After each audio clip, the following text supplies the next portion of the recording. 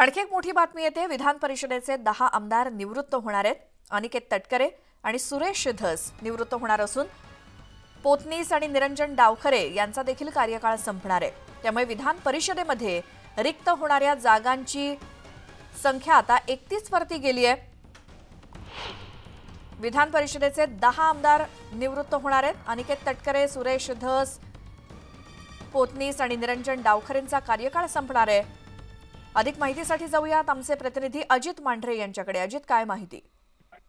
नक्कीच आपल्याला माहिती आहे की सभागृह, विधानसभा आणि विधान परिषद असे दोन सभागृह असतात। त्यामध्ये वर्त सभागृह म्हणून आणि वरिष्ठ सभागृह म्हणून विधान परिषदेकडे पाहिलं जातं। स्थानिक स्वराज्य संस्था असेल, त्यानंतर पदवीधर मतदारसंघ, शिक्षक मतदारसंघ, विधानसभा जे लोकप्रतिनिधी आहेत त्यांच्याकडून निवडून दिलेले सदस्य, अशी विविध पद्धतीनं या विधान परिषदेमध्ये जे सदस्य आहेत ते येत असतात।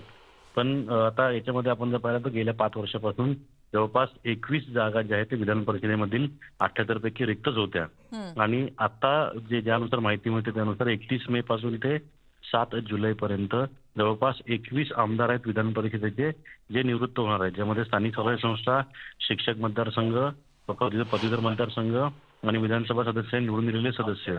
तर यामुळे लोकसभा निवडणूक संपताच लगेच तात्काळ विधान परिषद निवडणुकीचा बिगुल वाजेल आणि त्यामध्ये मोठ्या प्रमाणामध्ये आपल्याला माहिती आहे की यादी देखील कशा पद्धतीनं तिथं जोरदार फिल्डिंग लावली जाते। कारण का या सभागृहात आल्यानंतर तुमचा जो मतदारसंघ असतो तो संपूर्ण महाराष्ट्र किंवा संपूर्ण तुमच्या तुम्हाला पाहिजे तुम्ही कामं करू शकता। आणि वरिष्ठ सभागृह म्हणून या सभागृहाकडे पाहिलं जातं आणि संख्याबळ देखील या सभागृहातलं कोणताही अध्यादेश पास करण्याकरता किंवा कोणतेही बिल जे आहे ते पास करण्याकरता महत्वाचं मानलं जातं।